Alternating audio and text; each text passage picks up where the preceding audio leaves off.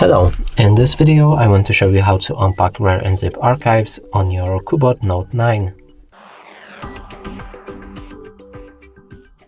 So in order to do this, you need to open the RAR app, which we've shown how to download in our other video.